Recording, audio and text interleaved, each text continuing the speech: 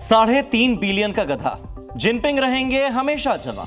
बिल्कुल, चीन और पाकिस्तानी गधों के बीच का जो अटूट संबंध है वो तो दुनिया जानती है, लेकिन अब यह रिश्ता एक नेक्स्ट लेवल पर पहुंच चुका है। दरअसल चीन ने पाकिस्तान को तकरीबन $3.5 बिलियन का कर्जा दिया है।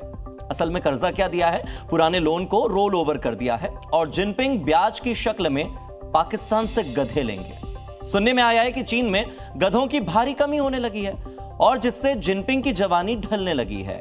आखिर ऐसा क्यों हो रहा है, अगली रिपोर्ट में देख लीजिए। पाकिस्तान के गधे पहलवान हैं क्योंकि जिनपिंग मेहरबान है। पाकिस्तान के मुस्तकबिल के दो ही सहारे हैं, एक गधा और दूसरा कर्जा। गधा ना हो तो पाकिस्तान और पाकिस्तानियों का वजूद ही इस दुनिया से मिट जाए और चीन से कर्जा ना मिले तो शहबाज मुनीर की रोजी रोटी ही बंद हो जाए।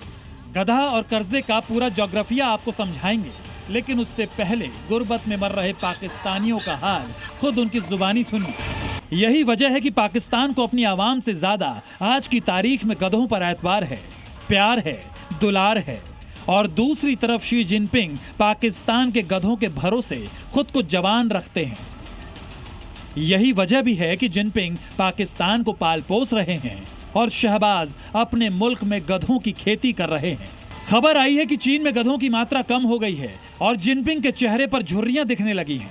पैसों के लिए हाय हाय करता पाकिस्तान भी शायद गधा सप्लाई करने की हैसियत खो चुका था और जिनपिंग को अपनी जवानी बरकरार रखने के लिए पाकिस्तान को एक बार फिर से कर्जे का डोज देना पड़ा है।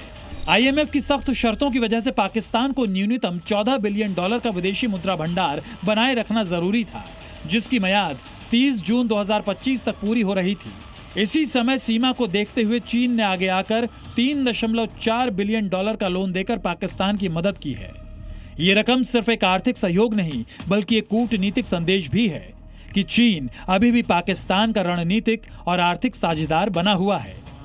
लेकिन इस साझेदारी के पीछे जिनपिंग को सिर्फ गधों की खेप चाहिए, जिससे जिनपिंग खुद को जवान रख सकें।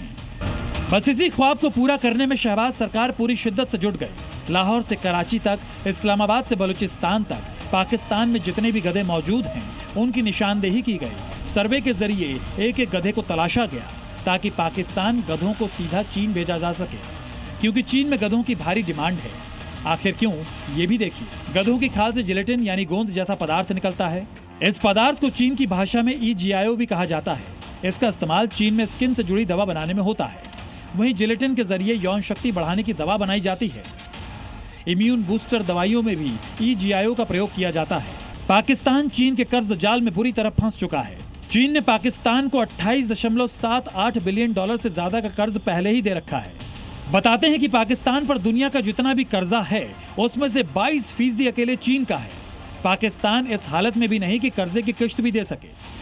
जिनपिंग जब भी पाकिस्तान से अपना पैसा वापस मांगते हैं, पाकिस्तानी हुक्मरान दूसरे हाथ में पकड़ा कटोरा फैला देते हैं।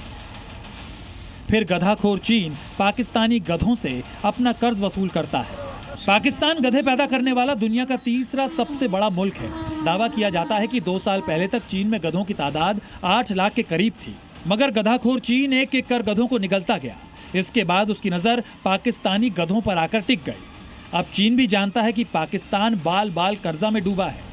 वो गधे तो क्या, अपनी आवाम को भी मरवाने के लिए तैयार हो जाएगा। खैर, कुछ पाकिस्तानियों का सिर शर्म से झुका हुआ है तो बेशर्मी से चाइनीज राष्ट्रपति को धन्यवाद बोल रहे हैं।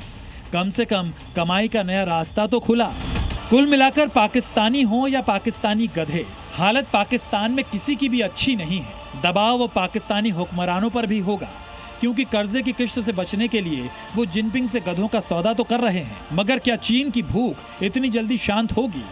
और क्या पाकिस्तान चीन का कर्जा लौटा पाएगा? ब्यूरो रिपोर्ट, जी मीडिया। जी न्यूज़।